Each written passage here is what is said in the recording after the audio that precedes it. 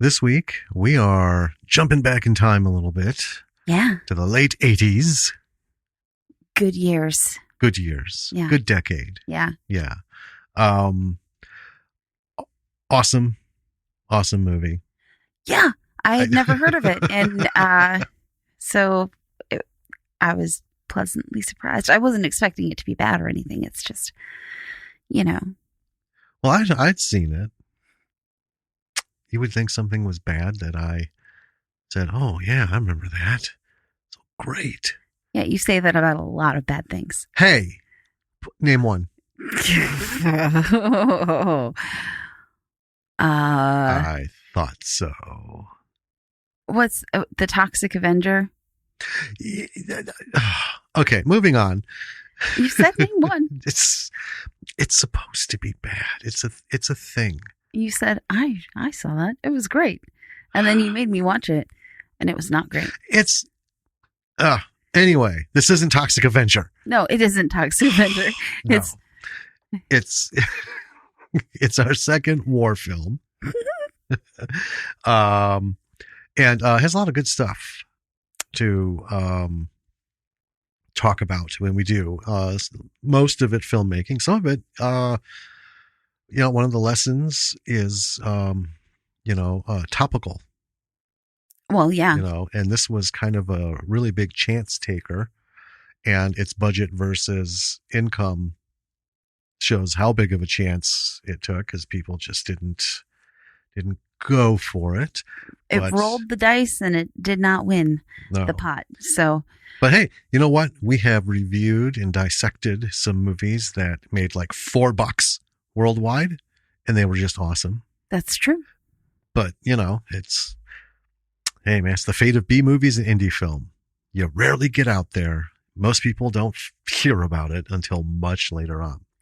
Well, I think this movie is a really good example, and we've watched some older movies before, and I think this movie is a really good example of the way that storytelling has evolved and changed over the years. And yet the core, is always the same. Yeah. And we talk about that a little bit, how it's kind of gotten lost. Yeah. It's not just like simple story versus complex plot and layers and stuff like that. It's just getting it out there. Yeah. So I think it's going to be a lot of fun for you folks to listen to, B-siders. Well, hopefully. Yeah. Yeah. And just a quick note, speaking of films that have finding their way, Mr. David Ryan Keith.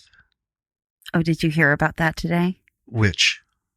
Oh, never mind. You go ahead. I have some other news. Okay. I was just going to say that he put out a tweet that he was like, he's just completely gobsmacked. He had no idea the first Redwood Massacre had like an audience. We've been trying to tell him. Yeah. Right? It's like we've been getting shit all, this is great, and feedback and stuff from people after we did the episode way back at the beginning of summer. And he's just thrilled that so many people are talking about Redwood Massacre Annihilation, but also comparing it to Redwood Massacre. And these are like bloggers and reviewers and stuff who are, when I saw the first film, and he's just like, oh my God. They saw the first film? Yeah. More than his family and Liam and us. Right. have seen it, So, a movie can sit for a long time before it finds its footing. Gentlemen Broncos, again, way under our radar. Yeah.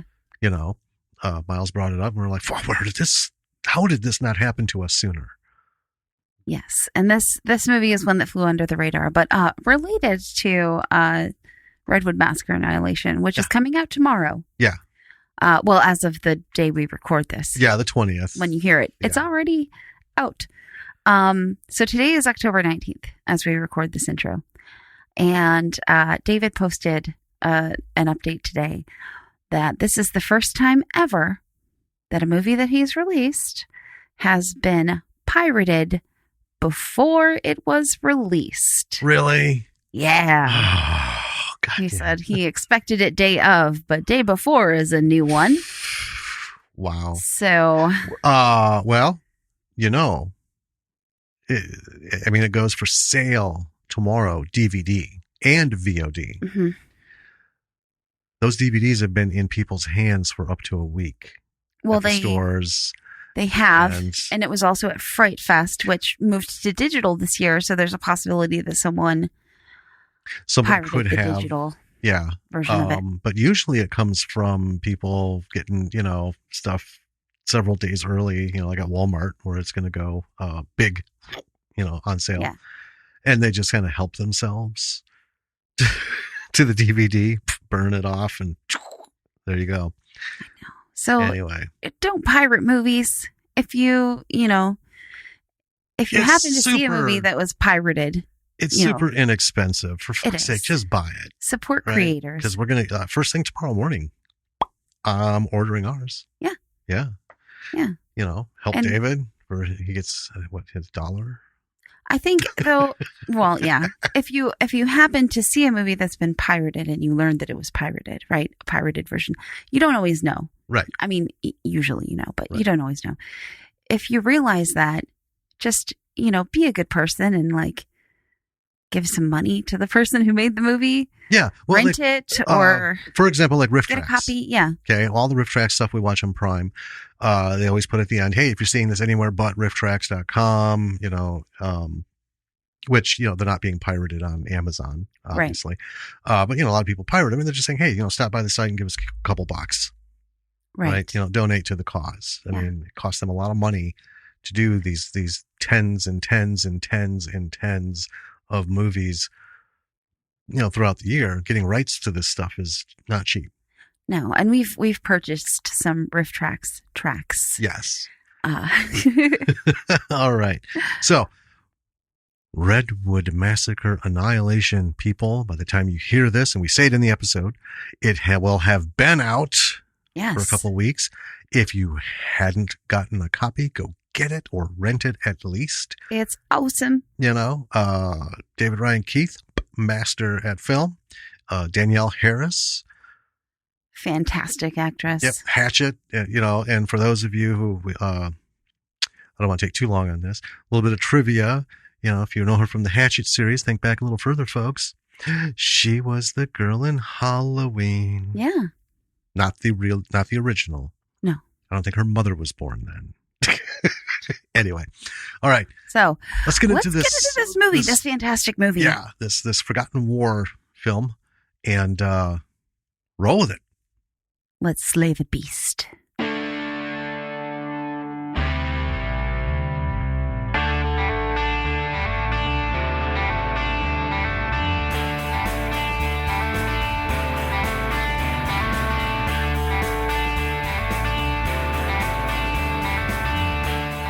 Well, hello there, B-Siders.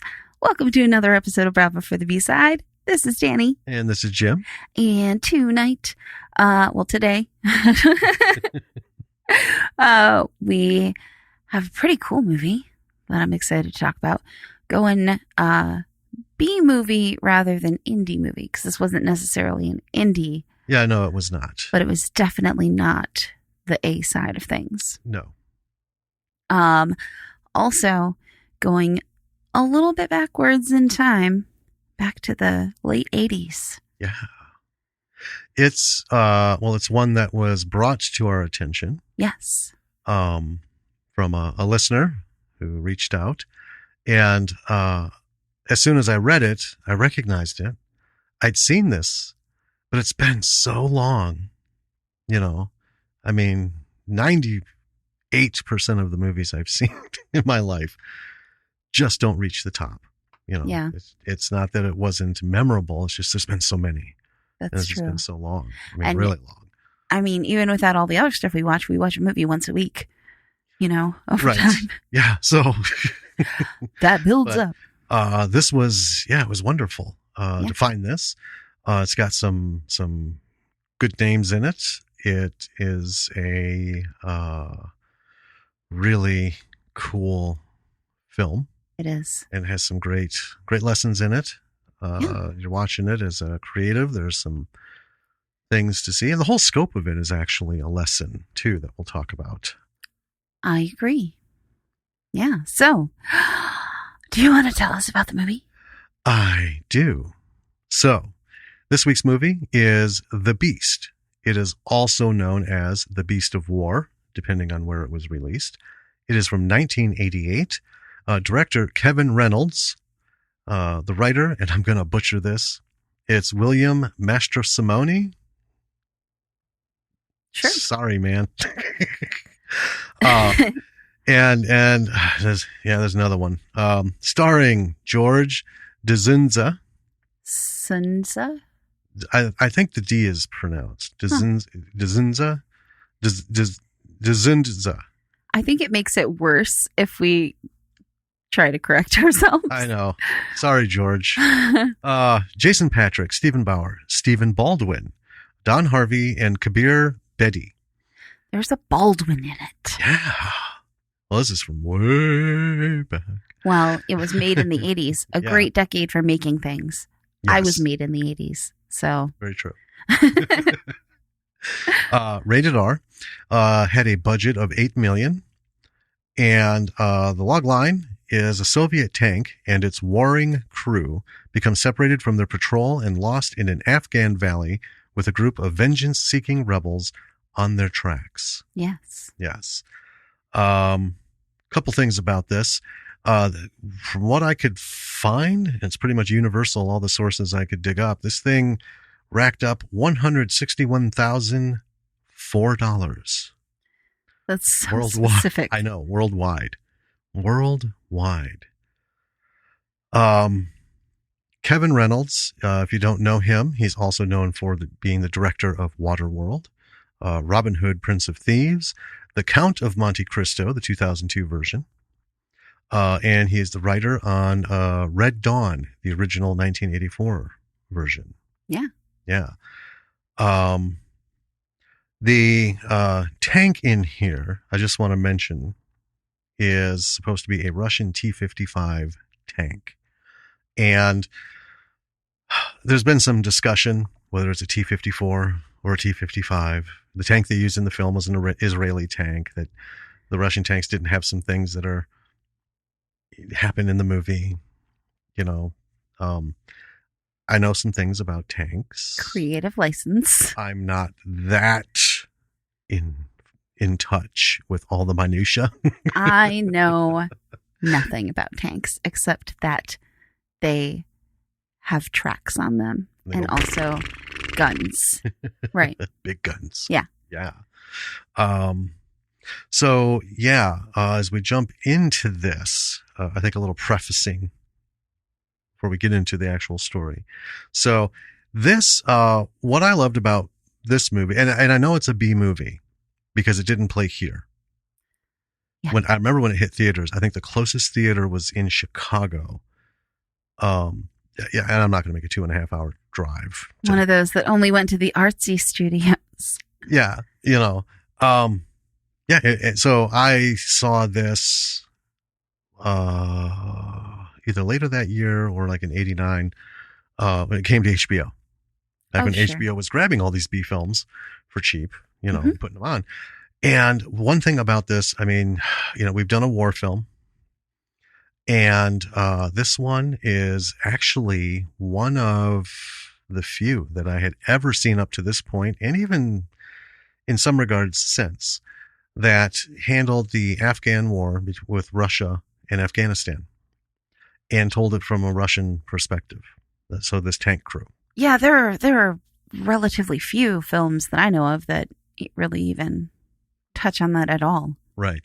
Well, and I think this kind of opened the door for several other films. There were a couple that were based on Russia during World War I and World War II, and some good stories there. But this was the first time I could remember really seeing a conflict showing both sides, but really focusing on, you know, the Russian side of it.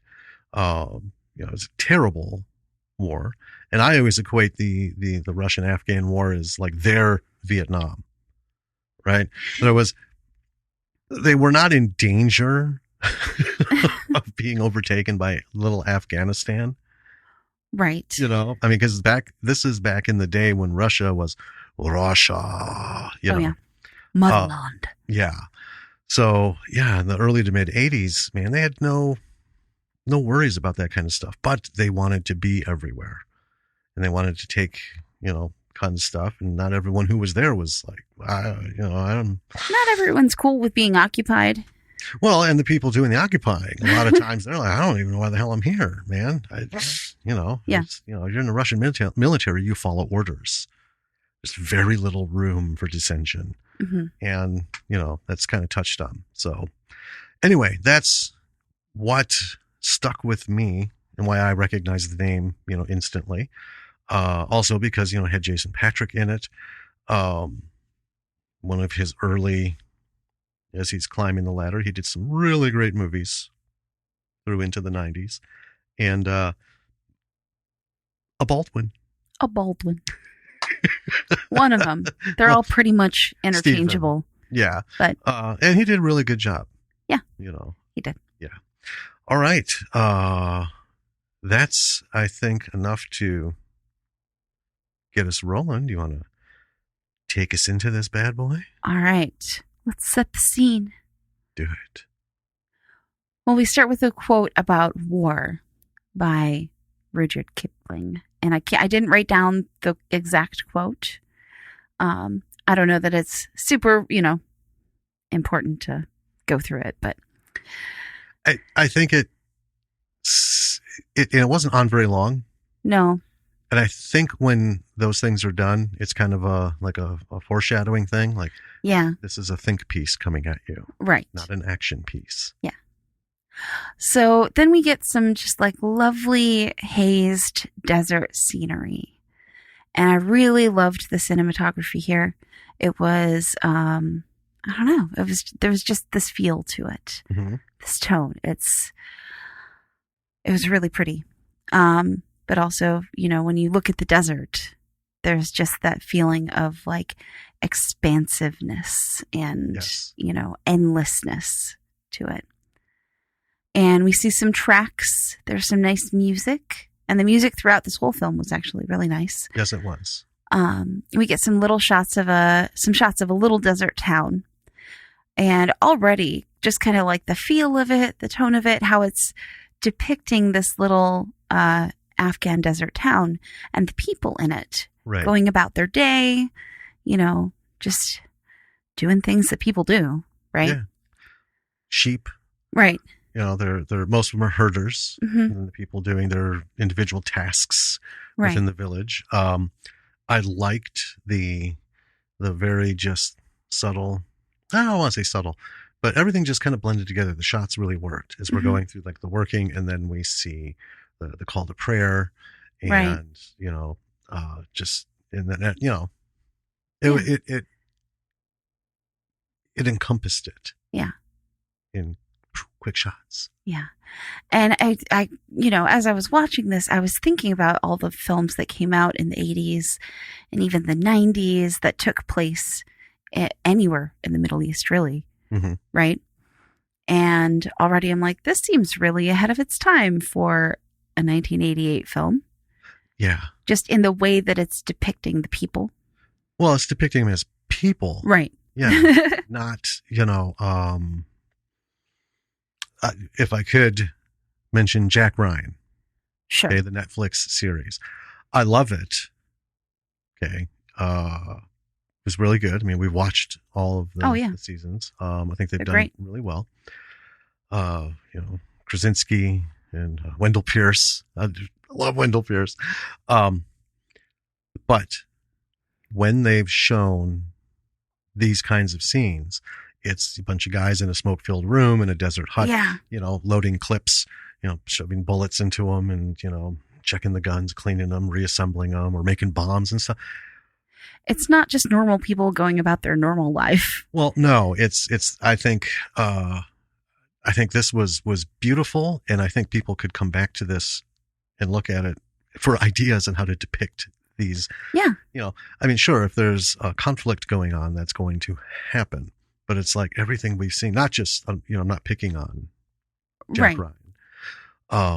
But a lot of shows, that's where we are today politically. And it's unfortunate that and the only time they do show like a 30 seconds of like village life, it's because something's coming in and crushing it. Yeah. Yeah. Well, which Kind of, yeah. That happens here. So, the serenity of this little town is broken by bombs being dropped on it. Right.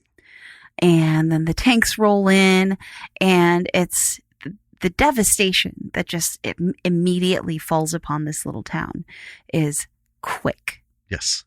And graphic and thorough. Absolute. Yeah. And so, during all of this, one of the townsfolk hurries up to a hill to a big gun that looks like, is meant to be defensive. Anti-tank gun. Yeah. But it's taken out pretty quickly. Yeah. The women of the town start to attack a tank with rocks, and the driver drops a gas bomb out of the bottom of the tank and gasses them all out. And then soldiers start to pile out of the tank, and they finish clearing through the town. They do some pretty horrible things, like they foul the well. Yeah, drop a poison chemical canister down it.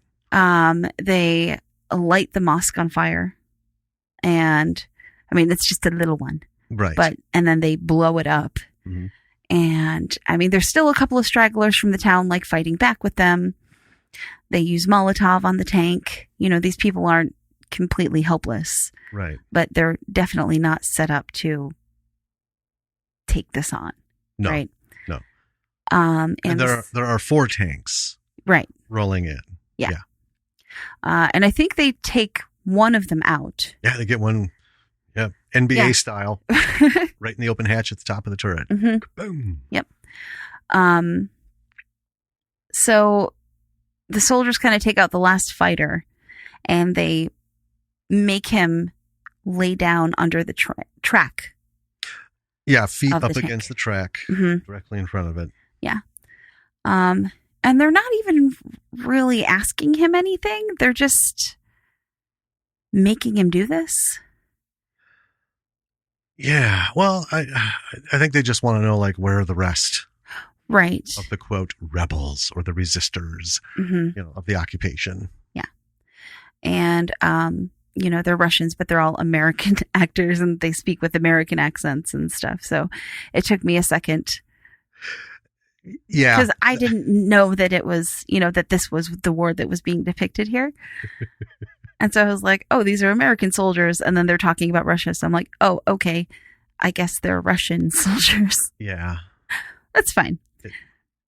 We'll come back around to that. There's a woman crying as they roll the tank over him very slowly, tube of toothpaste style. Yep. It's pretty gross. And she's his wife, and he does, before he dies, says that no Russians are going to leave Afghanistan alive. So he's, to the very last, like, fuck you guys. Yep. And the tanks roll out, and one of them starts to get lost. It takes a right turn where it should have taken a left turn. Yes. It's a whole little thing in that scene. Yeah. It's a shot of the tank from above, and we hear the crew inside, and the navigator, fork in the road, left, right, and the commander is go right. The driver, you sure? Right. So they go right. Right. And whoops. Yep. And there is a small group of what look like some rebels watching them go by. But they say it isn't the right time to attack. Right. And then back at the village, there's some men returning, and everything's in chaos and carnage. And I was just watching this as they're taking in, what has happened here. I'm like, it's not hard to understand why there's so much hatred in the world. Right. How could you not sympathize with these people? Well, and that's the thing. Like I said, it's in any circumstance. Anyone who rolls in anywhere, regardless of what's going on in that place. Yeah. You're invading somebody's home. And this and something we'll talk about, this really plays on the roles of everyone thinks they're in the right. Yeah. Right. Now, just saying, when you're not doing anything and someone shows up at your front door and starts kicking your shit around, you're in the right to fight back. we'll just leave it at that for now. That's fair. So one of the villagers who's coming back is saying that this was done in retaliation for something that someone else did somewhere. Yeah. So, and also just because I know some listeners are not up on what was happening in the Afghan war between it and Russia, there was no Taliban. There was no Al Qaeda. The fighters that they're looking for are the Mujahideen, mm-hmm. and those are the warriors of the faith. They're protecting their homeland. So this is before all that. This is just guys who are like, sorry, no, you're not taking our country from us. But this entire opening sequence, I thought, captured the absolute brutality of what this war was. Take this opening sequence, multiply it by 10,000. Right. Because this shit was happening north, south, east, west on every little tiny village. And it wasn't even a desert town. This is just it was a village. One little village. Right. And horrible shit happened, But so that really sets the tone that, okay, this is an unforgiving military with a singular purpose.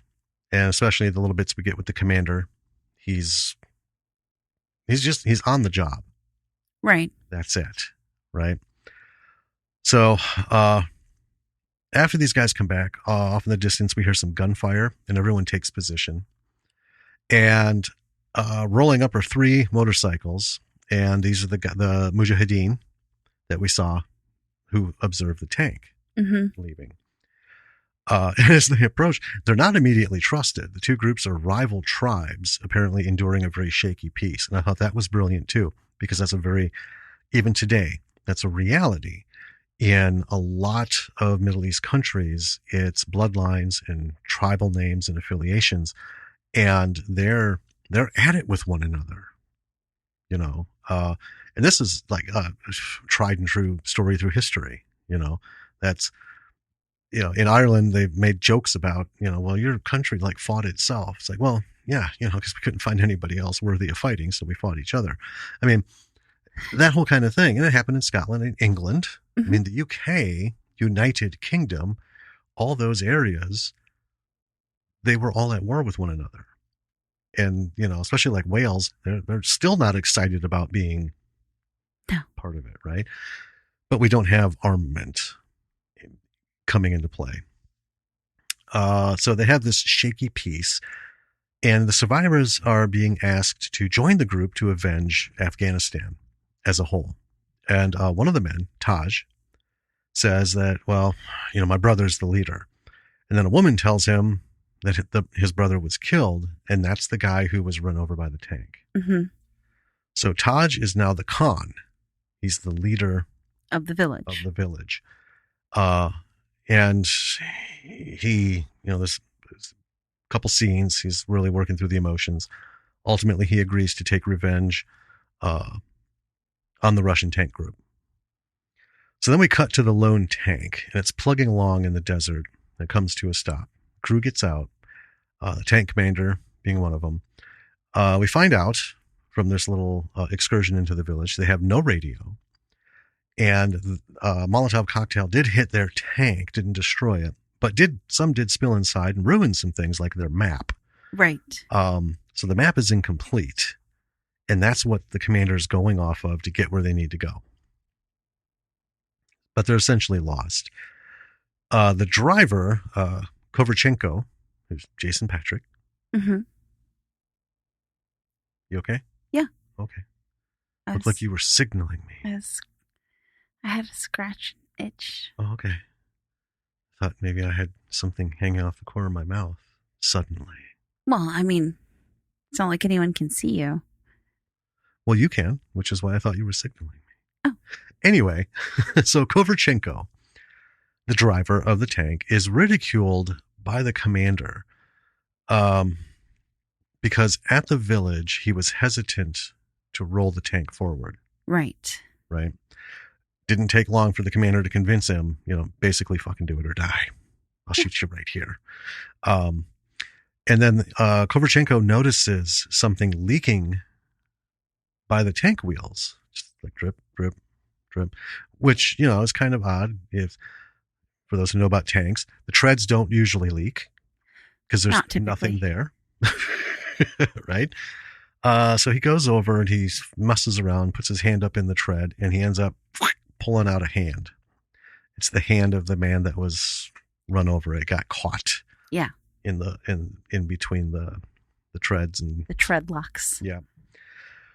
And then there's an explosion a few yards away. The Mujahideen are attacking, and the driver gets in the tank, gets it started. The crew climb in. They start to fire on the attackers as they drive away. One of the men, one of the Mujahideen, has this RPG and completely fucks up and misses the tank by like 100 yards because he like pulls the trigger and it won't go. And he's like trying to pull the trigger and he's shaking it. And at one point it lets loose and he's way off in his aiming. Yeah. It's like, okay. So, they don't seem real, but they seem like morons. They don't seem like they really got it together. Right. They're not thinking things through. So they hop on their bikes and leave. Taj and his uncle with a couple of other men, decide to pursue the tank on foot, following its tracks. Right. It's the desert. That shit will be there for weeks and months. They also know it very well. Well, they do. Absolutely. Yeah. So later, we see Taj and his group, hot and thirsty. They come up upon a water hole. One of the men runs to it, starts to drink. Taj, just kind of wandering around, finds a chemical canister in the shrub. Same kind of canister that was dropped in the well at the village. The water's poisoned. The man immediately starts to die because this isn't rat poison. No. The Russians had some high-tech killer chemicals in their day. Yeah. And so the Russians are watching from a distance. Right. And the commander's upset that only one of them drank the water. Yeah. So he scolds one of them for not throwing away the canister further away or something. It was Baldwin's character. Okay. So they try to fire, but nothing happens. It's just a click. And it takes them a second to start running away from the tank. Yeah. Because misfire is a potentially super dangerous thing. Yes. It's the main cannon. They loaded the shell, locked the door, pulled the fire lever, and they just heard. That's bad. Yep, that's bad. But it seemed like the misfire was the loader's mistake, like it wasn't put in right, or maybe it's just a dud. But the tank doesn't blow up. Right. They waited a few minutes because what a misfire, again, for those who don't know why this is important, a misfire on a shell that size, right? It could have hit the fuse, but not caused it to expel. Right. So inside, things could be working to slowly, boom. Yeah. Right. So that's why they exit the tank, wait a few minutes, and they're like, I think we're okay. Yeah. And then they carefully pull the shell out when they go back to the tank. Yes. Very carefully. Yes. Meanwhile, the Mujahideen are carrying off their dead friend. Yes. And the Russians have kind of missed their chance to take out the group because they're leaving. And I haven't really caught any of the Russians' names. I know you caught Kovalchenko. The commander doesn't really seem to have a name. But I identified them as Glasses, who is Kovalchenko. Yeah. The commander. And then one of them is an Afghan man who has joined with the Russians. Yes. I referred to him early on as the liaison. Right. Because we didn't, until we got his name. Again. But the commander doesn't super trust him already. No. Is like on him. No. And then there's like two others. There were people educated people, okay, Afghans who in this period, who ended up working for the Russians, right? So they got military rank and everything. They were in the Afghan army, some of them. But yeah, he was supposed to be there to help navigate, them to victory kind of thing. Yeah. More on him later. Yeah. So they take the dud round, I guess, and rig it up as a trap for the rebels, who then fall for it because they're following the tank's tracks. They see this thing laying in the tracks. Yeah. And they're like, oh, sweet. They took a grenade, pulled the pin, set it down, set the tank shell on top of it. Yeah. Because unexploded ordnance like that could get someone. If an Afghan finds it, there's a lot of people they can sell it to. Yeah. And, money's important. Mm-hmm. So, yeah, it's like prime bait. Yeah. So one of them goes to pick it up, and it doesn't end well for him. It's pretty gruesome. His insides basically become his outsides. Yeah. And the group is going to leave him behind. But Mustafa, and I did catch his name, who's the leader of the little bike group of the Mujahideen, uses one round to put him out of his misery, essentially, before they leave him. Right. Which is nice. Yeah, because they gave him a bottle of water and put him like in as much shade as they could. Because their thing is, you're going to die and we're not going to, we don't want you to be uncomfortable. Right. And because of what they're doing, they're not afraid to let somebody die because in their faith, he's going to go to paradise. Right. Because he died in conjunction with, defending his homeland and everything. Mm-hmm. But he makes a comment. It's like, I don't want to go through all that. I don't want to go through the waiting and stuff. And, that's why we get a bullet. Right. Which is the humane thing to do. Well, it is. We also then see that the village women, led by the wife of the former Khan, yes, are also trailing the tank. And they're not happy. No. So then it's night, and the Mujahideen come across a holy man who's like dancing around a bonfire. Right. And he's, like chanting and stuff, and he sees Taj, and he calls him David from the Bible. And he says that God told him to light a fire for them because they are going to slay the beast. Right. And he talks a little bit about David and Goliath. Yeah. David and the armored Goliath. Right. David slew it with a rock. Yeah.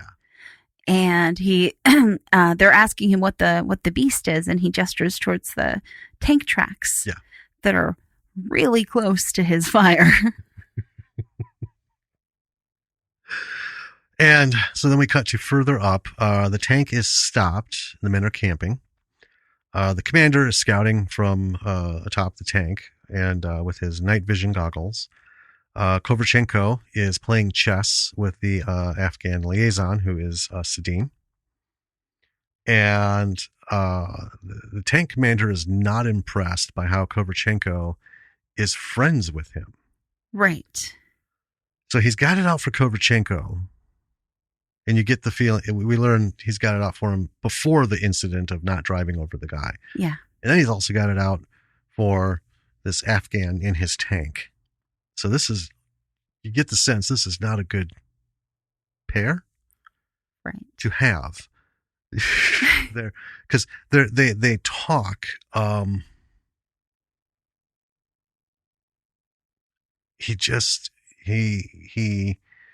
The conversation they have real quick is, he's there because he's supposed to be there. This isn't really his bag. We learn a little while later he's been like demoted from a bunch of shit. Now he's stuck driving a tank. He used to be intelligence. Right. He's got some moral issues with things, and it's just landed him further down the ladder in his military career.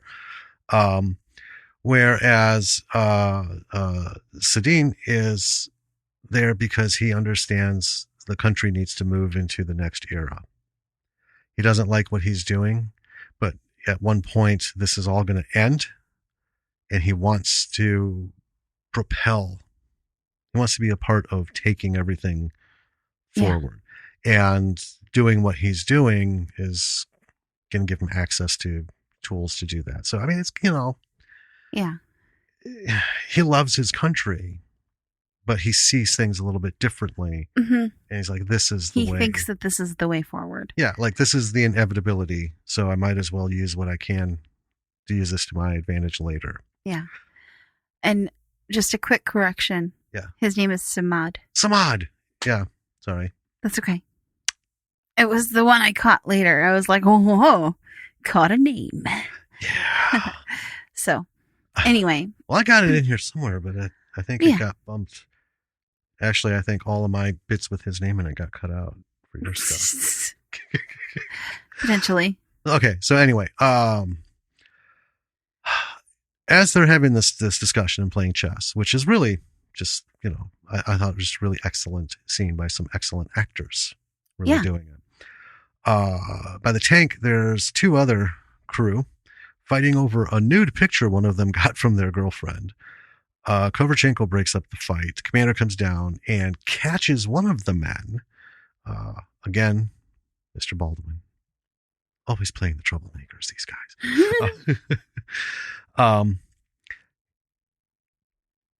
Catches him drinking brake fluid. Yeah. Yeah. And the guy explains, well, see, what I do is I take it and I pour it through here. Put and raisins in it. Yeah, raisins in it. And then I squeeze it, because apparently he's an alcoholic. Right. Right. So he's been draining the tank's brakes so he can make some toilet wine. Basically. Basically. Yeah. And one of the things, as Kovarchenko and the liaison are discussing things, the liaison explains the laws of revenge, Nanawati, to Kovarchenko on how he's explaining some things about the tenets, right? Right. And part of it is, revenge. You can't just let things go right unrevenged. And then he also explains this other concept that is Nanawati, that is, it's not parlay, but it's asking for mercy. Right. And it must be respected because it is an important tenet. So we've got the alcoholic, and you get the point through all this conversation again that Kovarchenko does not want to be there. He's not on board with the whole Mother Russia thing. He's had something happen back that set him on a different moral view. Right. Right. And that's kind of said to be true for a lot of soldiers. I mean, service is compulsory. And a lot of people who get in don't leave because, the attraction of a steady job, a steady income to take care of their family. And that's usually parents, brothers, sisters, wife, the whole group. Yeah. Right. Military was very alluring back then. Plus, it was a national pride thing. Right. Right. But anyway, all of this comes to an abrupt halt as a grenade falls by the tank. Then gunfire erupts. The crew takes cover under the tank. The commander is inside. He starts the tank, opens up the bottom hatch, and a fire on top of the tank obscures the driver's vision as they all climb in. So they start firing blindly into the night as they make their getaway. And before long, Taj and his men are in pursuit, following the tracks as the tank is just speeding away in its own fashion. Later, when they think they're at a safe distance, the tank stops. They set up a perimeter with grenades and tripwires. And inside the tank, there's some other things going on, but the most poignant thing that's happening is the commander is eyeing up Samad. Yeah. Just giving him stink eye, through all of this other stuff going on. Yeah. So, they kind of are setting up for the night, and they get a ding on their radar and just unleash hell outside the tank. Mm-hmm. They don't even know what it is. No. They just in a circle, fire everything they've got. Yep, they have machine guns, flamethrowers, all the way around. And Konstantin, which is Kovachenko, he starts at this point in the movie getting called by his first name a lot. Yeah. Where only the commander calls him Kovachenko. Right. Doesn't see anything on the radar. He says, well, they're all dead. And the commander sends Samad to go verify. And Samad's not super keen on hopping out of the tank to just make sure whatever was around them is dead. Mm-hmm. But the commander insists he's a dick. And he outright says to Samad that he's a traitor. So as Samad is out there looking around, terrified, yes, the commander tells Konstantin to take him out. Yeah. And he won't do it. And it turns out that it was a herd of deer. Yeah, that's what the radar picked up. So they just incinerated a herd of deer. Yeah. Not the rebels. So the next day, Samad is doing his morning prayers, but the commander tells him to stop and won't let him. And they're next to a river. So he tells Samad, go see how deep the river is. And Samad's like, well, I don't really want to. Essentially. Yep. And the commander says, walk in it. I'm like, Jesus. Yeah. This guy. So as Samad is walking into the river, they shoot him dead. Yep. And well, the commander. Well, yeah, does it. Yeah, not they. Right. So Konstantin, who was off to the side, writing in his journal, which he documents everything. Right. He is not okay with it. And he tells the commander so. And he tells him that he's recording this. And the commander pretty much comes unhinged on him about this whole situation. Yep. And he goes into this whole thing. I know you had a lot of notes on this bit. Yeah. About, well, do you want to? He was 8 years old and helped defend Stalingrad during that whole thing. He has been fighting literally with weapons for Mother Russia since he was 8. And, so now it's the time of the film, 1983, I believe. And yeah. So he's a real patriot of the worst sort. He is. He doesn't understand because Konstantin is trying to explain to him that, you need to think for yourself sometimes. Right. And the commander isn't able to separate thinking for oneself and thinking of oneself. Right. To him, they're the same thing.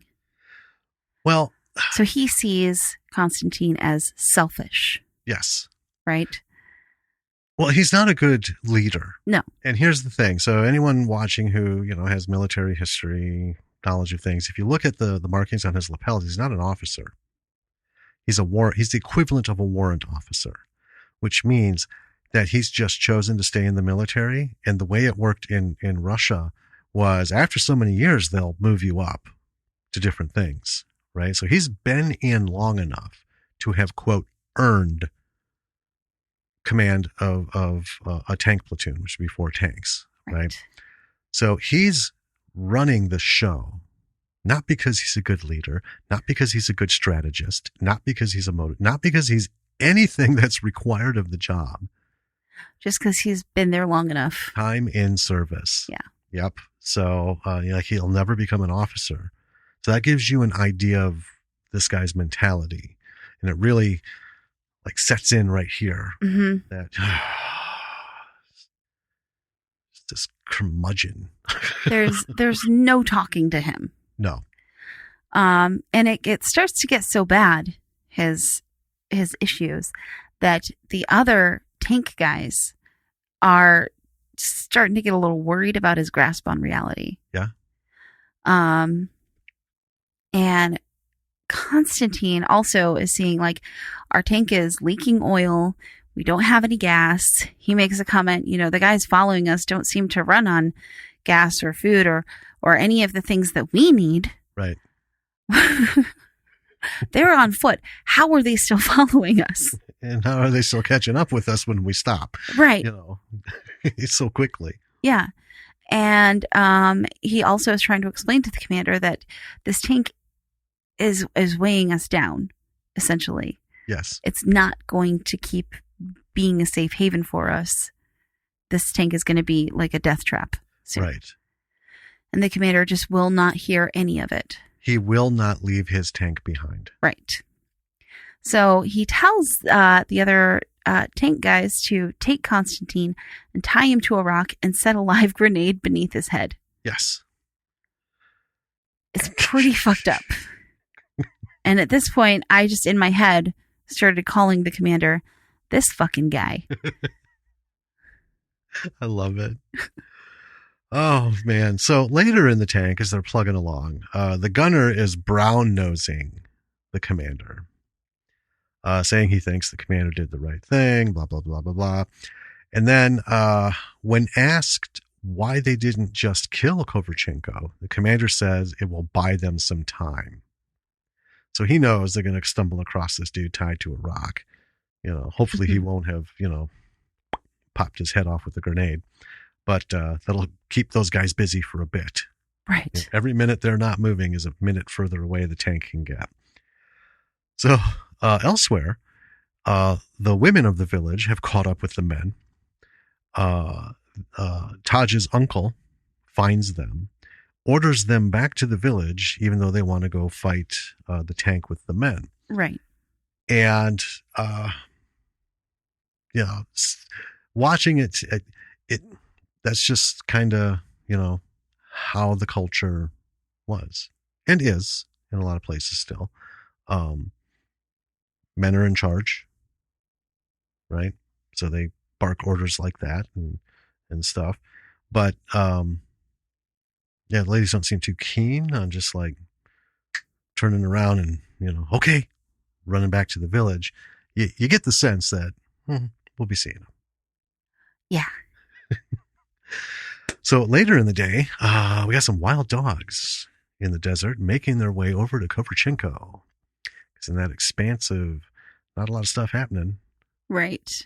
Smell of blood and sweat and fear travels far. So they get up there, they start biting at him. He rolls his head, and the grenade falls off to the side of the rock and explodes. The angle of the rock and everything protects him, but it kills a couple of these dogs. Mm-hmm. And the others go running, right? So he's not in any better shape. He's in worse now because they've been chewing on him. He's still tied to a rock, though. Yep. It's just, you know, one less thing, I guess, for now. Then we see Taj and his men. Taj is talking to his uncle, asking if he's good enough to be the Khan. And his uncle tells him yes. They have a little conversation about what it is.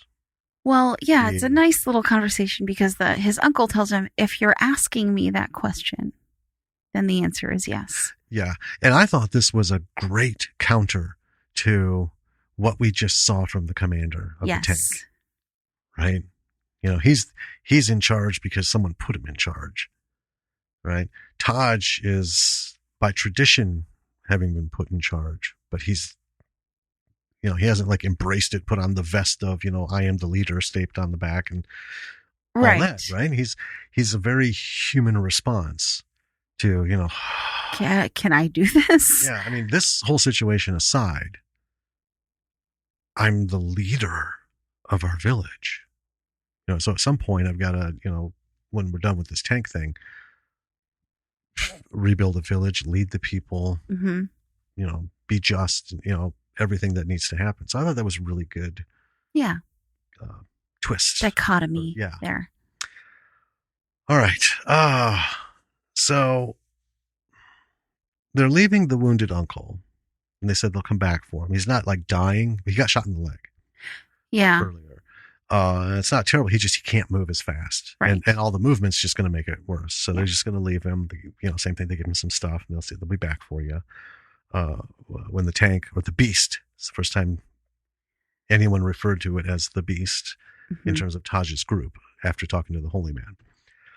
So we're back to the tank. It's rolling along in the wide open desert. And in the distance, the commander spots the road they're looking for. He's got his binoculars. They can see a truck rolling along. Way far, like, just like a little matchbox car. If you had high-powered binoculars, then you're looking hundreds, maybe 1,000 yards. So everyone's excited because their situation is brought even more to their attention as the tank starts sputtering. It's nearly out of gas. Then the commander orders the tank to stop. Like, stop the tank.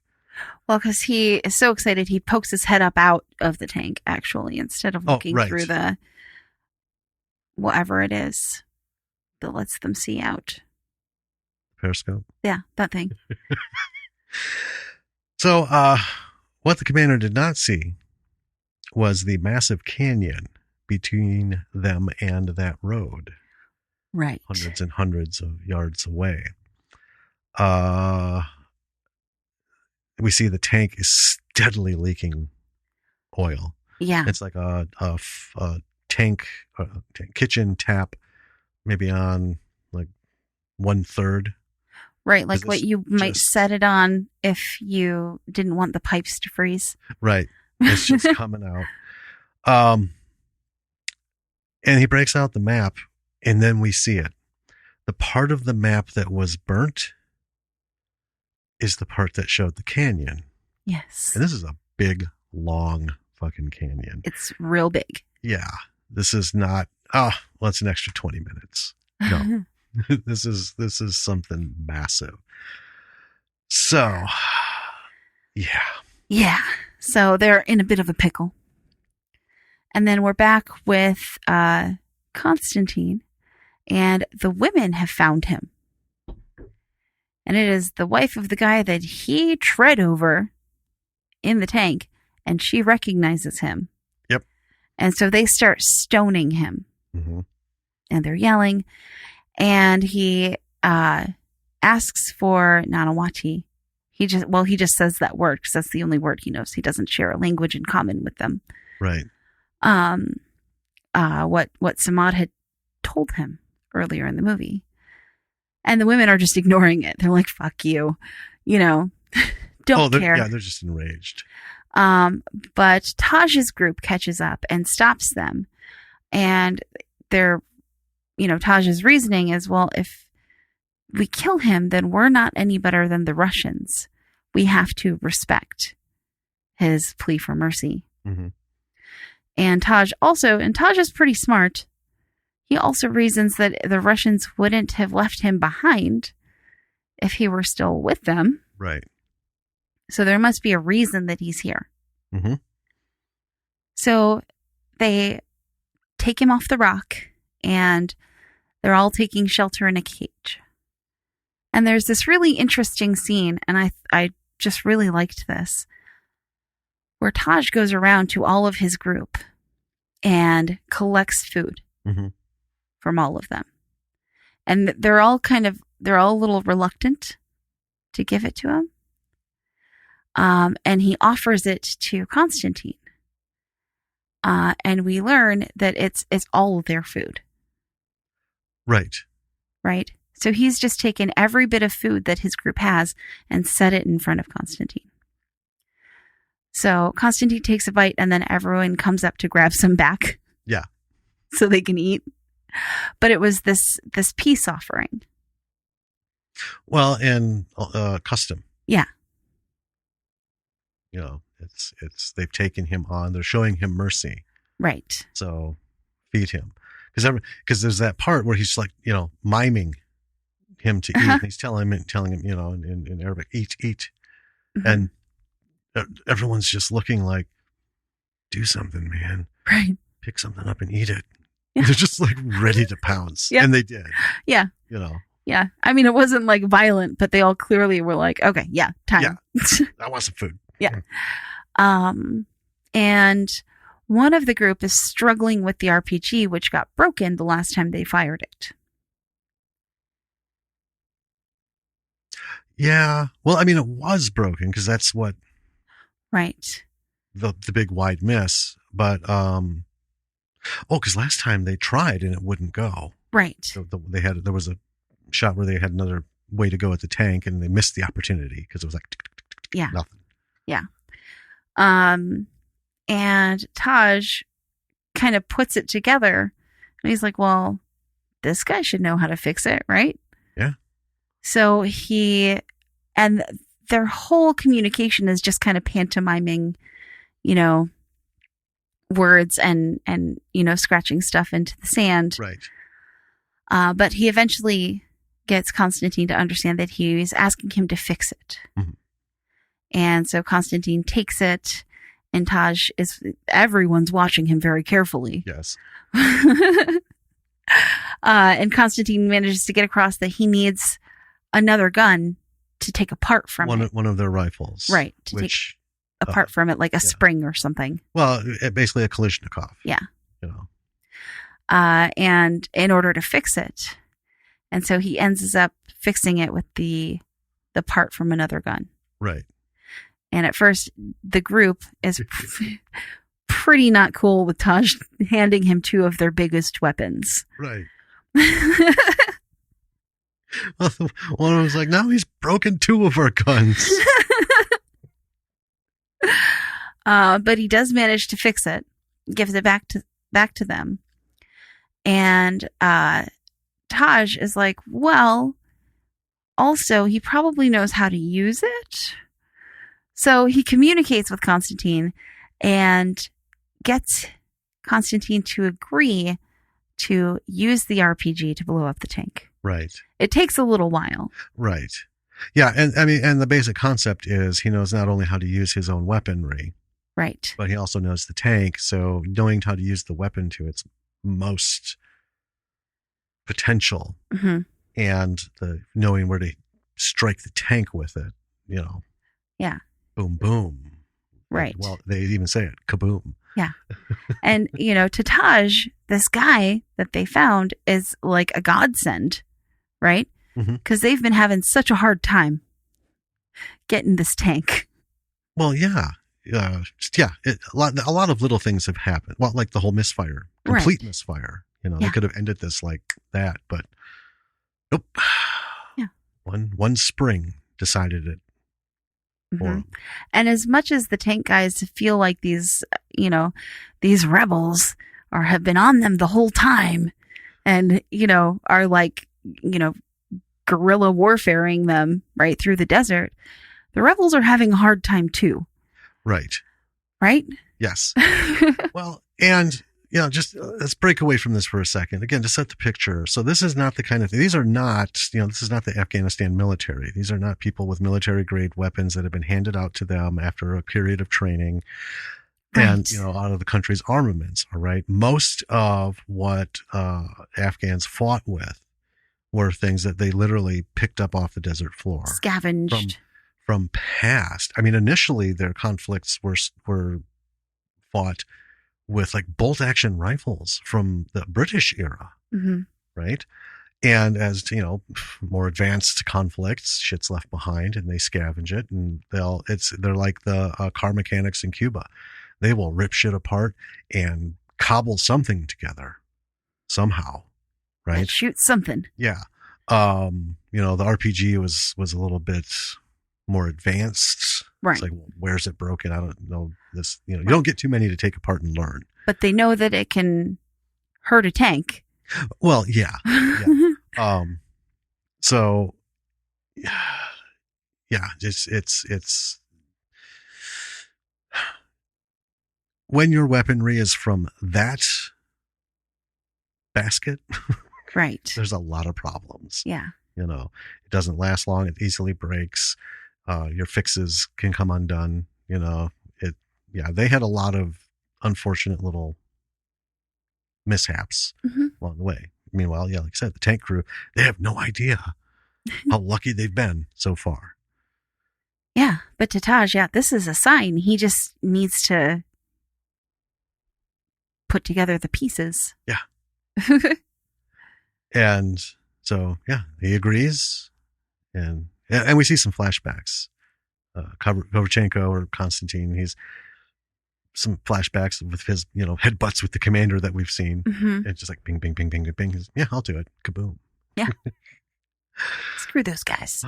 So after that, we get back to the tank. The men, what's left of the crew, they're covering it with brush.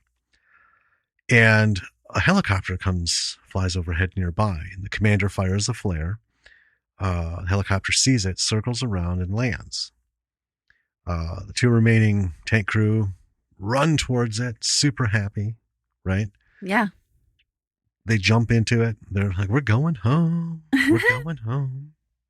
One of the pilots comes out and says he'll call in a strike on the tank, which is standard practice. You don't leave weaponry. You don't leave a tank just because it's out of gas and leaking oil. You don't leave the rest of all that tech behind. Right. Right.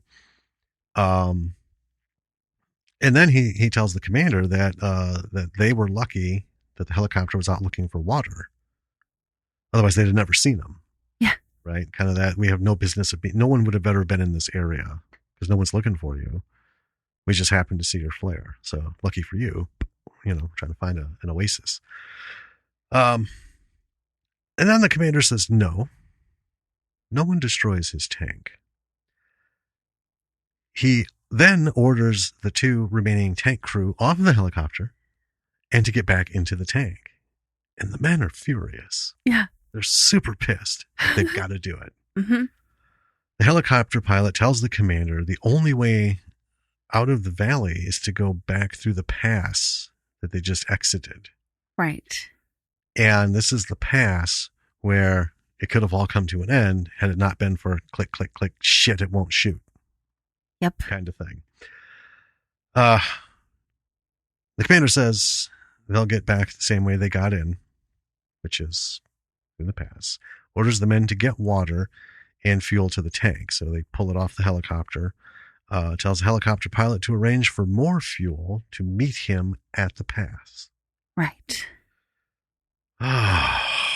This fucking guy. This fucking guy.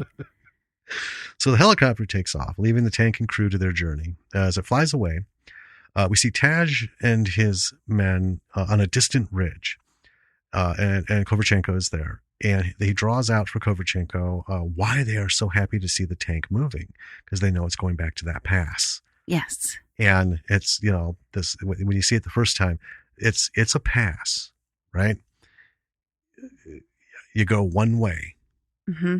You're not going to be doing any maneuvering through this big fucking pass or long pass. Right. Yeah. So the tank's going into the pass where they can ambush it and it will have nowhere to go. Right. So Kovalchenko is trying to figure out why the commander and crew didn't get in the helicopter. He's kind of just like, ruminating to himself. He hasn't fully grasped the malfunction of this fucking guy. This fucking guy. Yeah. So Todd shows that he knows a shortcut to the pass so that they can be waiting for him. Mm-hmm. Yeah. So this fucking guy and the tankers return to the poisoned water hole. Right? Right. They get back there, which we find out the helicopter crew stopped at. Yes. It's unfortunate. They're all dead. Yep. They all drank. Yep. And if the commander had told them about the water hole or gone with them. Right. So now there's a whole helicopter sitting there. They don't know whether or not the pilot called for fuel for them. Right. Because the radio's busted. Yeah. Yeah. So while the tank crew is stopping to get radiator water, right? Because it's poison, but it'll work in the radiator. In the distance, the commander sees the rebels and Constantine coming for them. Yep. And so he's like, well, we need to go. But because of this fucking guy and his awful leadership, despite the crew telling him, we can't run it this hot. We need to stop the tank. We need to let it cool down. Yeah, it'll seize up. Guess what? The engine's seized up and the tank won't start. Yep. It's too hot.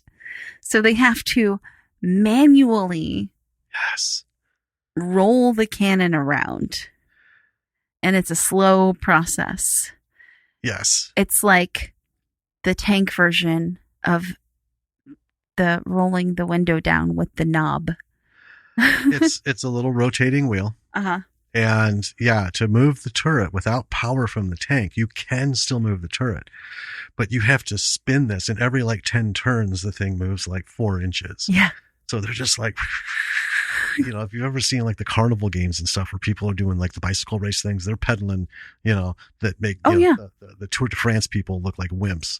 It's the guy's got to be doing 400 miles an hour on that bike just to get to the end. Yeah. They're desperately trying to turn it around, and it is going super slow. Yeah. And before they're able to fire towards Constantine and the group, they finally get the tank started and drive away. Right. And, the group isn't super happy that the tank got away because they were like, cool, run up. Constantine was getting the RPG ready. Yep. It was about to come to an end. Yep. But they missed it. And then Mustafa, the leader of the little bike group, bike guys, is happy with the helicopter, and he's like, well, fuck that tank, we have a helicopter now. Well, because there's tech, there's money, yeah, and plus the guys there have weapons. Yeah. The dead Russian crew. Right. Yeah. But Taj and Constantine are after the tank. Mm-hmm. They don't care about the helicopter, and they might still be able to catch it at the pass. And Constantine sees the oil trail, and he explains to Taj that this tank isn't going to go for long. Right. Its days are numbered. Yeah. So Taj and his crew are closing in. The commander gets sights on the men and fires. Orders another. Tank fires. Close but no good. We just did that. I think we overlapped notes. Overlapped notes. That happens sometimes. Yeah. That's okay. Yeah, that one didn't get out of there. My mistake. So we just went through that, listeners. So now it's a little bit later after that whole thing. The tank is stopped at the pass. A scout from Taj's group rounds the corner of a cliff. He's coming around, peeking. And the tank fires its fucking cannon. Right. And he's gone. Just vapor. Right. And then the tank takes off. And the men want to pursue, but Kovalchenko has them follow him up a ridge. The commander spots them, fires, misses. And the dynamics at work here, and Kovalchenko knows this, a tank at the bottom of a tight valley is a tank without power. You see people above you, right? It's all physics. At the angle you lift your turret or aim your gun to reach them, you're not going to hit them. You can't, because of your, that's the whole thing. So they're way up there. He knows they're up there, but he can't fire on them because to get an angle to get that high, you have to tip the whole tank. It's gonna just either go straight up in the air or he's just gonna be shooting right next to him, right? Kind of thing, So there's no way to work with the angles; they're just too steep. So the shells and the machine guns can't hit their targets. Now the tank is overheating. Taj and Kovalchenko are fast on the move. They come out ahead of the tank. Taj goes to the other side of the pass, leaving Kovalchenko with the launcher, but he forgot to give him the rocket, the actual RPG. because this is actually the launcher. I guess Right. when we say he was working on the RPG launcher. So he's got the click, click, click, but he doesn't have anything to put in it. So they're it's a moment of communication. Like, I need the thing. He's pointing to the inside of the thing, and Taj is like, he pulls it out of his backpack and throws it to him. Tank is closing in. Machine gun fire forces Kovrchenko to take cover. The tank rounds a corner, and the men are in pursuit again. Yes. So, Kovrchenko gets the rocket into the launcher, and he finally gets a shot at the tank. Yes. And when the smoke clears, he realizes that it's hit the muzzle of the tank. Yeah. But the rest... The turret cannon. Yeah. But the rest is fine. And he's just, like, furious about it. Yes. But a rock slide falls directly... Oh, I booped it. Here we go. Yep. Here you are. Right at the end here. Rock slide falls on it at the last second, and a rock crushes the tank. Yes. And then we see the women who are at the top of the cliff who have pushed the rocks down. Then throw a grenade over just to make sure or something. So, I mean, the tank is still kind of intact, but it's real messed up. And trying to get away, the tank slips the track. Yeah, the track broke. Yep. And so driving it, the whole track just kind of slides right behind it. They got like 6 feet in either direction. They can go back and forth, back and forth. That's it. Yeah. And poorly at that. Yeah. So Konstantin runs and lights a Molotov under the tank to try and burn them out.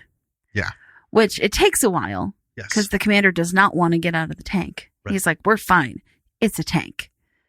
But the tank boys are eventually forced out. Yeah.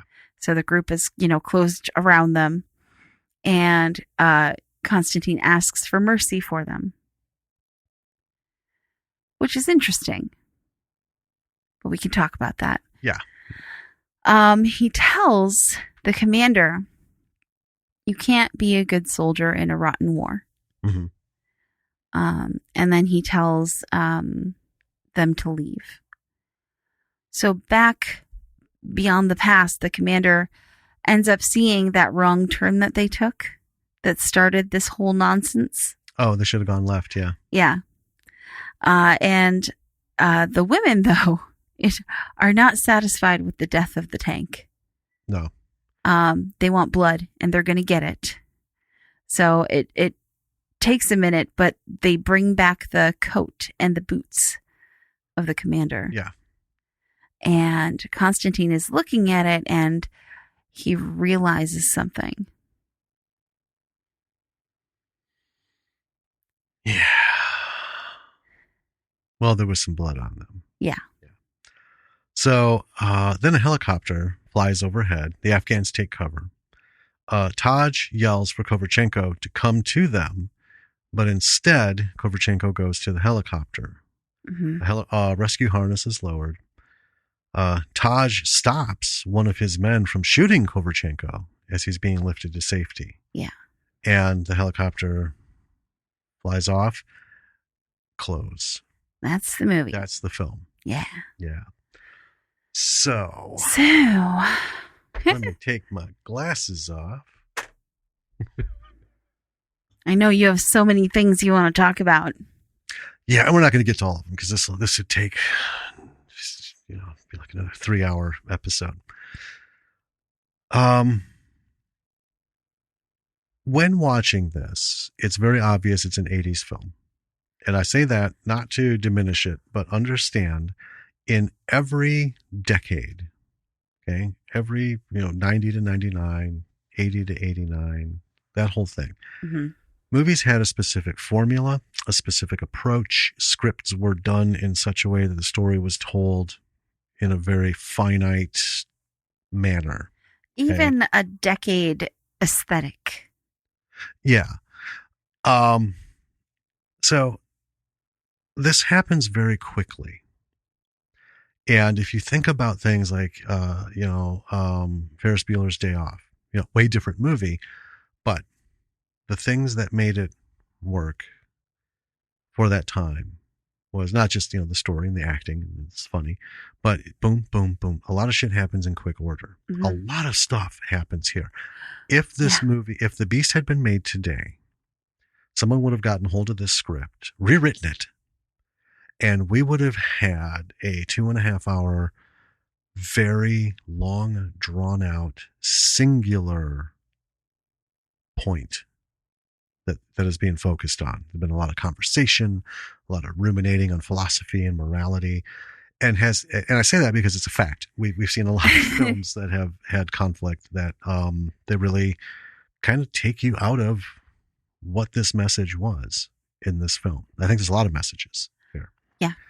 And they would have focused on one, and it would have been a long drama. They would have tried to get you to cry and long sweeping shots and shit. So when you watch this, it's dated in its appearance as a film. Cinematography is still good. Oh, Great. It is.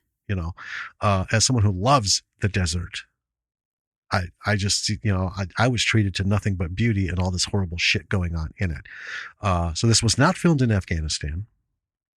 It was filmed in Israel because since the whole thing, Afghan people just didn't want people fucking around in their country for any reason, Understandable. Yeah.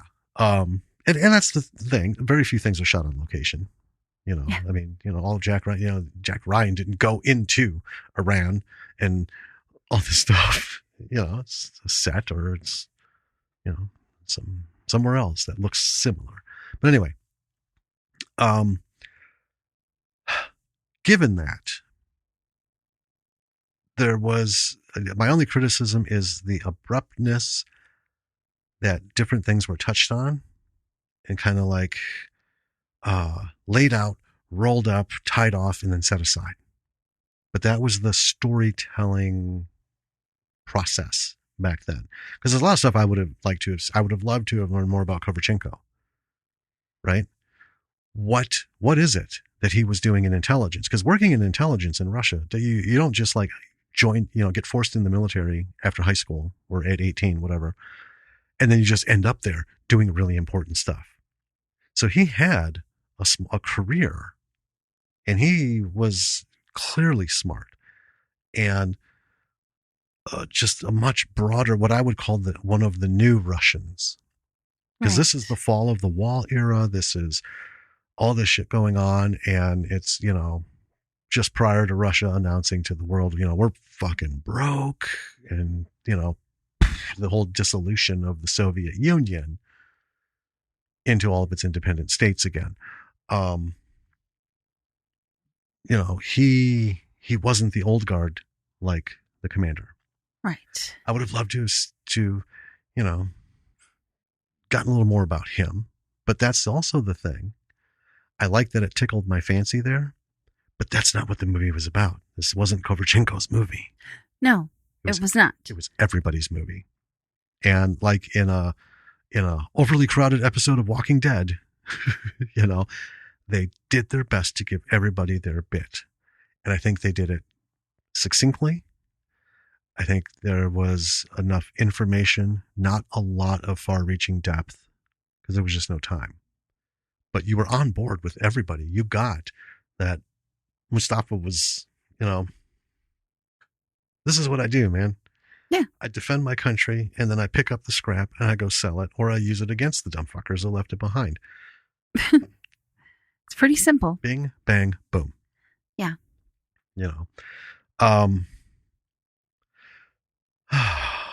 Just so many things. I thought the writing was good because it got the story from like a complete 360. Yeah. Panorama.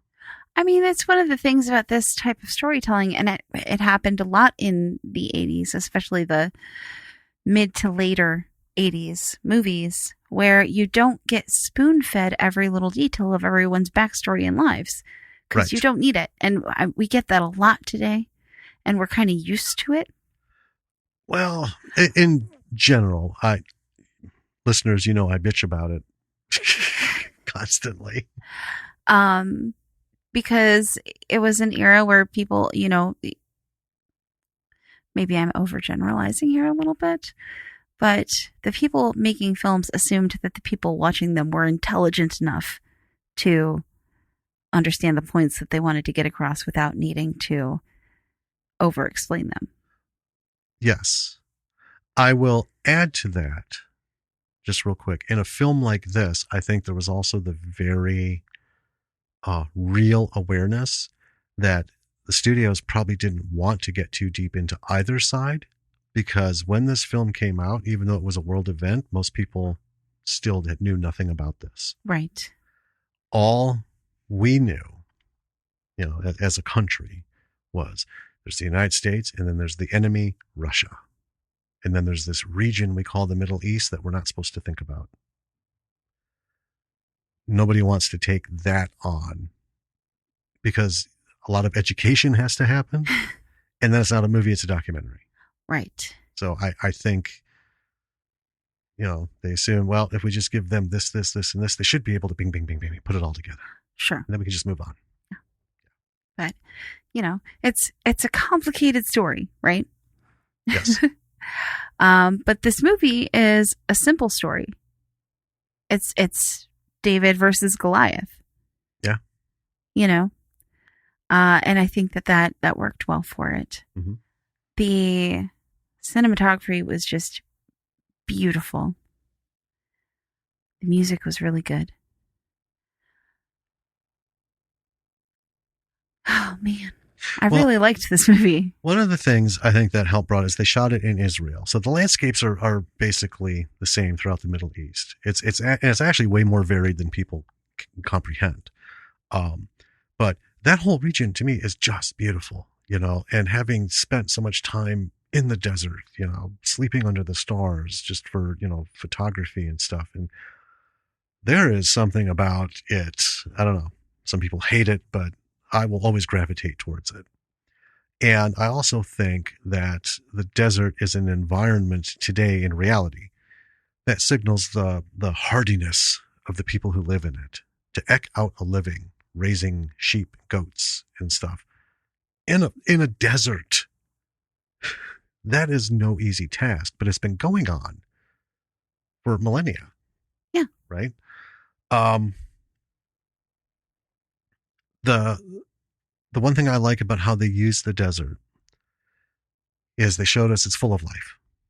Oh, yeah. So we have these villages and stuff, and then, you know, it's nothing's too far or too gone. Little oases. Yeah, to avoid being caught up in this nasty shit. Yeah. Right? Because this is literally in the middle of fucking nowhere. These tanks roll up. So they have a mission. You know, the Russian government had an agenda. But then we also see, you know, these expanses. I think the cinematography, the way it was cut together and shot, did a brilliant job of when it needed to. It showed us how alone this tank is. Yeah. And its crew. How vast the area is Taj and his people are traveling because they're just not having it. You know, it's not a simple task. But they also were able to show, like in the pass, and you know, this is terrible. Yeah. You know, this is crowded in. I just loved how they were able to do that in the middle. You know, people think desert, this big open space, but there are places where you can feel closed in and almost claustrophobic. The foreboding, you know, yeah. I go in here, there's no fucking way out, man. You know, it was done very, very well. Mm-hmm. Technical issue. Just want to throw this out. This would not have happened as it was shot in real life. That tank would not have held 5 people. The liaison would not have been there. Only 4. And I say that only 4 is 3 too many. If anyone has ever gone to these shows, like sometimes at air shows and stuff, they'll have tanks from different generations. Look inside one. These are not, you know, this isn't sci-fi where, you know, you can fit 40 people on a ship because everyone needs their spot so they can get on camera, right? It was super tight. They used a lot of, and I could see, if you watch the film, you can see in some shots towards the edge, no matter how much you try to crop a finished product. Remember, this was shot in film, 80s, folks, no digital. You can see a little bit of distortion because the way the director chose to shoot this inside the tank, he used different sets of lenses and angles to give the illusion that there was enough room to move, to get everybody in, this thing. I thought that was really well done.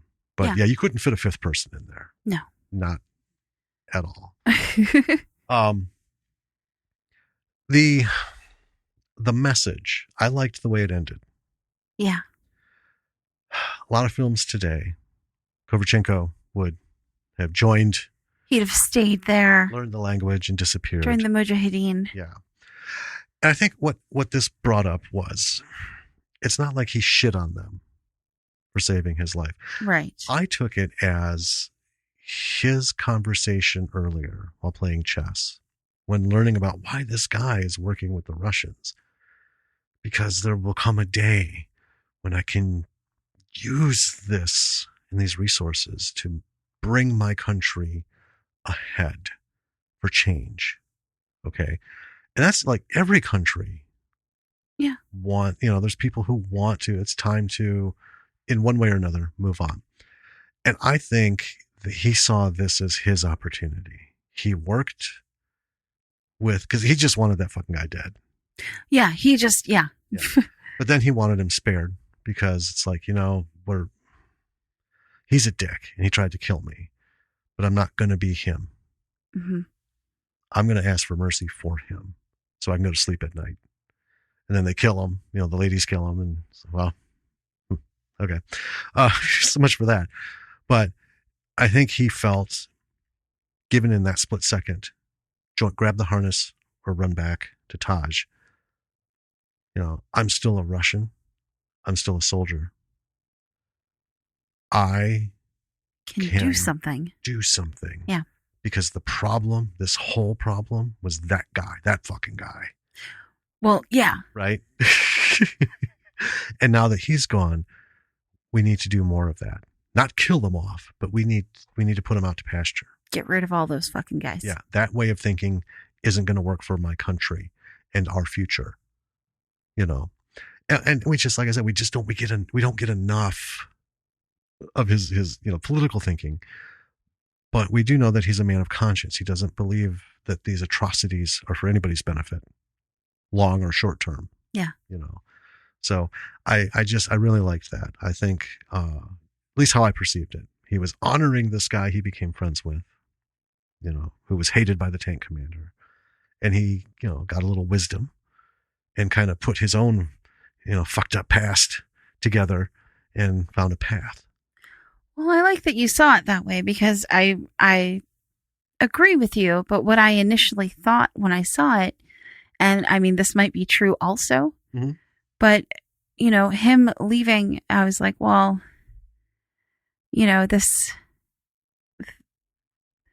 that's pretty apt to, this doesn't end well for anybody, right? It's not over. Everyone has, he's a Russian. He has to, go back with them, right? And it's not a happy ending, right? No. And there's no way that it should be or could be. Right. But well, and that could be it too, because I also see it as, as much as it would have he could have done a lot had he stayed. Right. Right. Not just a hideout, but he could have, become one of the village. He could learn the language, the culture. He could have experienced life and maybe help them, maybe continued fighting, but, shit comes to an end. I think what it could also have been is the separability of I'm here, you're there, and it can't be any other way. Right. Would he get accepted? Does anybody in Afghanistan want to see an ex-Russian tank driver who is, part of a group that killed thousands. Well, he saw what happened to Samad, who was trying to help the Russians. Right. You know, it's kind of it's just a no win. Yeah. You know, and I just kind of thought maybe, you know, I was looking for the brighter side. I know. Usually that's my job. It's true. So yeah, I mean, that's something people can watch and think about. Mm-hmm. And I think that's exceptionally, take the real world situation out of it in terms of writing. I think that's an excellent, I love movies that don't end happy, completely wrapped up. Yeah. I like to think it could be this way, it could be that way. Which way is it? I'll never fucking know. Right. You know, unless I ask the writer. And he might be like, whatever, man.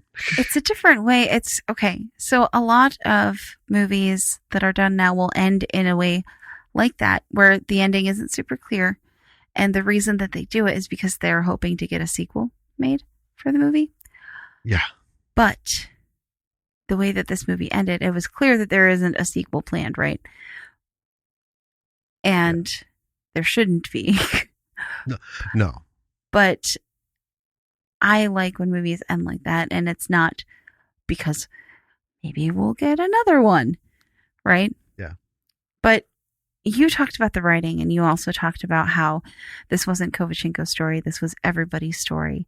And that, I think, is one of the biggest lessons that can be pulled from this movie, at least from a writer storytelling standpoint. Mm-hmm.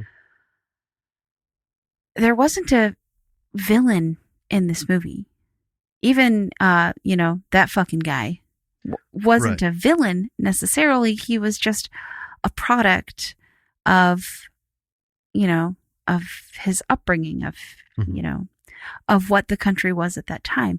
He wasn't a bad guy. Right. Right? He was... He was... just not a great person in general. Well, he was just a product of his society. Mm-hmm. And but the portrayal of the tank group and the Mujahideen and the villagers, they all got equal time. They all got equal, like, character building and story and background. And it really, really was just kind of a slice of what happened.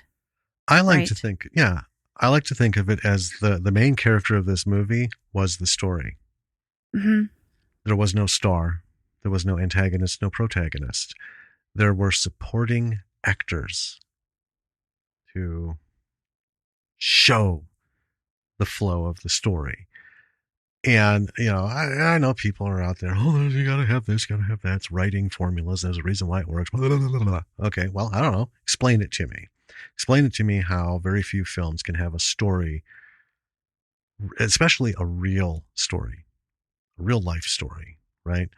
How you can have that and then try to convince me who's good and bad, who's what. And there's certain things. Again, if it was World War II in Germany, we know. The whole world. The Nazis are always the bad guys. Yeah, well, the whole world is going to look at that and go, well, there's no world in which they're the good guys. It's not even a discussion. But, I mean, here's the thing. So in this era, this is a war film. I think what makes it greatly unique is this is also the era of Platoon, Full Metal Jacket. Mid-late 80s was the reawakening to the problem of Vietnam, the fucking terrible treatment of the veterans, how they were treated when they came home. PTSD was becoming a real thing. We talked about the Ninth Configuration, which extensively covered that subject. And then, it's all of those didn't tell the story of the Vietnam War. They all focused on a particular character and his role sliding through different shit from their perspective, things that happened to them, things that happened that they observed. Again, this is shit happening and it's all the people involved. Yeah. Nobody's driving the story. The story's driving the characters. Yeah. This is the situation. And I loved how it was presented. And I will maintain, if you want to challenge yourself as a writer, try something like that. Find the story, because the other thing about the 80s was messages in a lot of films. Yeah. And I think rather than do another Vietnam era movie, because they were all, there's lots coming out, those two, and then so many others that which is all over the place, B movies and stuff, theaters here, there. This is a way to tell that same story. Like I said, this was, to me, Russia's Vietnam, the Afghan war, because they got their asses handed to them in the end. How Afghanistan won is because of America's secret involvement, which we now know what happened, and that just led to other things. But here's the thing. I think it's still relevant because the treatment, we've talked about this, shows that show the treatment of people. That old phrase, how long can you stare, into the barrel of a gun being pointed at you before you take that gun and beat the guy to death? Right. Right. We're seeing that. We're seeing that in so many real layers today in our country, around the world. And the sad thing is it's not like we're seeing it for the first time. It's starting to all come to a head. We've been seeing this for my whole lifetime. Yeah. Right. And way before me. I think this is the kind of film that makes everybody think. Because it's that whole thing, on every side, everyone thinks they're right. Yeah. As an observer, we, based on our moral compass and who we are, we pick a side, say, well, they're right. Absolutely. And in this film, you look at the Afghan people and you're like, well, absolutely. They should be running through the desert taking these fuckers out. Yeah. Right? And then we get, oh, well, wait, what about Kovrchenko? That's a whole nother discussion you can have, offline, is, well, he didn't want to be there, but for some reason he's still there. He didn't leave the military. Why didn't he? Was it that he couldn't? Something happened. We don't know. But he's objecting to some things there. What about tank guy number 5, who was the guy who I never caught his name, but he was the not alcoholic guy who was not okay with them tying Kovrchenko to the rock. Yeah. Right? Yeah. Well, yeah. The tank crew. So we had this fucking guy. Yeah. He was like 107. We have Kovrchenko, who is early 30s. Yeah. Very late 20s, very early 30s, in that border ring. And then we have the other two dudes, right? The rest of the crew. These guys, Baldwin looks like he's 19. If I didn't know from the credits that he was a Baldwin, I would not have recognized him as a Baldwin, because I know them all as, 40-something plus. Well, yeah. He hadn't grown into his Baldwin yet. Right. But that's kind of the thing. So we have this guy, the commander, who's been in there, forever. Then we have Kovrchenko, who is there not for reasons other than this is what he was assigned. He's been in long enough. He should never have to be driving a tank like these two young guys who this is their first deal. Mm-hmm. And it's mentioned. This is their first go. I got signed up, given my uniform, taught to do a few things, shown this job. I'm in a tank in Afghanistan. Bam. And then Samad, whose job there is to try and, humanize a little bit what's going on. Right. And I think the whole purpose of him being that fifth impossible guy in the tank was, it's not just, brute force meets resistance, that when these conflicts happen, people do different things. And I think he was written in as, there's more to it than just this. Yeah. Just that simple, not explaining it in great detail, but just, this is more than just a struggle between a running tank crew and, vengeful villagers. There's more to this story. This is a little snapshot of a big picture. Yeah. The music, good.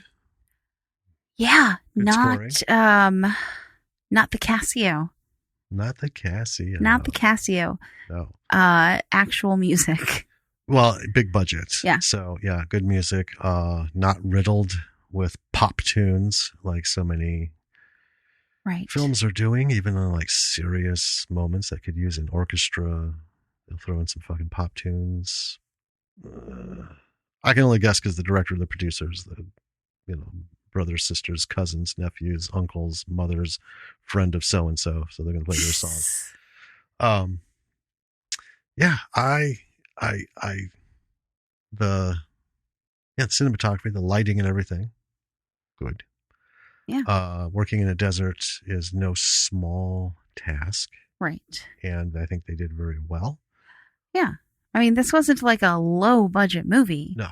All of the things are, everything is there. Yes. I mean, it wasn't a tentpole movie, but they had enough money to do what it was they wanted to do. They did. And making military movies, war movies, is not cheap. No, we've talked about that. It's expensive. Yeah. Well, the other thing is it's not really an action. I mean, it's a drama, and there's some things that happen, but the gore, which we've seen in a lot of recent films, severely graphic. Like, it was surprisingly graphic for an '88 movie, but in very small doses, only as necessary, and not to make the audience go, "Ah!" It punctuated this terrible thing that's happening. This is what really happens. Again, it's not, G.I. Joe cartoon where they shoot 2,500 rounds and the guy gets up and walks away because he's never been hit. At most you dinged his helmet and gave him a headache. It was realism. Right. But then it's not like Platoon back in the day. Right. Went way into the gore, like to the point where, okay, we get it. Can you? It's like the Howard Stern thing. Can you quit trying to shock people? And it doesn't need to be gore porn. Right. That's what some of them were. So I think it was well done. Mm-hmm. Said it was explicit. Yeah. No second guessing what the fuck just happened. But it was only there because that's where the moment logically led to. It was in the story. I felt like it was necessary. I mean, it was extremely graphic, but it was a necessary, graphicness of gore. Yeah, that's what I'm saying. Yeah. It wasn't beginning to end. No. Well, like the guy getting hit towards the end when he peeks around the corner and the tank thing goes off. There's just an explosion and he's been atomized. We didn't see him explode, arms and legs flailing through the sky. Right? People picking bits of him off of their vests. Because it wasn't necessary. We got it. Guy looks, boom, screen. God. You're welcome. Yeah. Filled with an explosion, and then the guy's gone. That's all we need. Yeah. At that point, we didn't need to see anymore. We know what's happening. So, yeah. Thumbs up on this bad boy. 2 of them. So, folks, good story. It's aged and but it's still it's a classic story of people in a situation, an encompassing situation, and you can pick a side. You can just watch it happen, take it all in, and find all the elements of what's being given to you. Yeah, I think that's the biggest lesson is the storytelling. Yeah. So. All right. Wow. That's gonna do it for the Beast. Yeah. The show notes will have where you can find it. Yeah. And I suggest you take a look. Yeah, go check it out. Yeah. It is worth a look. And so with that, go check out our website. It's at www.lordsofminstrelproductions.com. What can we find there, Jim? We can find stuff. We got all kinds of stuff. Links to the platforms that you can find the podcast on to subscribe to, plus RSS and via email. We have links to our social media, Twitter, Facebook, Instagram, link to our YouTube channel, where you'll find some stuff. Link to our Patreon site. If you like this podcast and want to support it, go check out our Patreon. Patrons get access to cool stuff. Yep. It's all there. Check it out. It's pretty self-explanatory. Also, email links. Reach out to us. I mean, it's how I got reminded of this bad boy. Yeah, that's why we're covering this movie, because someone reached out and was like, hey, you should do this one. Yep. So there's a few people in the hopper who have suggested some things that I got to look into. I got to see if I can find some of them. Sure. But yeah, that's the thing. We got to be able to find it, man. Yeah, watch it. one has a link, like David and Ryan. Like David sent us the link. Okay. To his private stash of Redwood Massacre Annihilation. Which, as we're recording this, is only 2 days away from being released publicly. By the time this comes out, it will be out. And it will have already been at Fright Fest. And you can buy it. Yeah. And it's amazing, and you should. And we might do another episode on Redwood Massacre Annihilation. Potentially. Full dive. We have a big list, though. We do. Yeah. Check things out. Everything's there. Reach out to us. We'd love to hear from you, hear about your project. You don't have to be a writer or an actor or a director. If you're a producer, if you're a composer, if you're a gaffer, if you're a storyboard artist, whatever you do, yeah, right? Reach out and we love talking to people, and we might have you on the show because this is lessons for everybody. Being a creative is wholly dependent on all the other people. Well, here's the magical thing about filmmaking. It's a collaborative group effort between a lot of people doing a lot of very different things. Well, it is. And people think like the electricians and the gaffers and stuff, they're not part of the creative group, but they are. They absolutely are. They absolutely are. And yeah. So, we want to hear from everybody because this is a new world we're getting into. Right. Okay. One day this COVID shit will end, but filmmaking is going to be different because anybody who's looking at this and not finding ways to do it differently when it all goes away, I don't know, maybe they should retire because I think there's a lot of opportunity to rethink and reapproach things.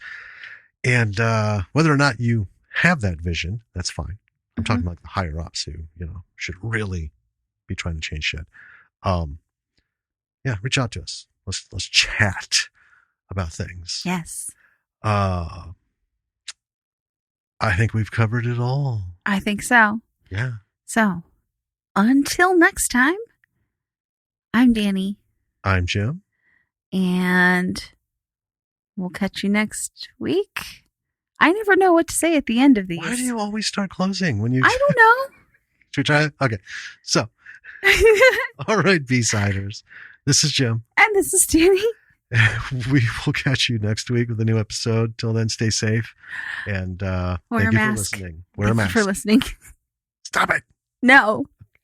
This is going to be the worst ending ever. I'm killing it now. Bye, everybody. Bye.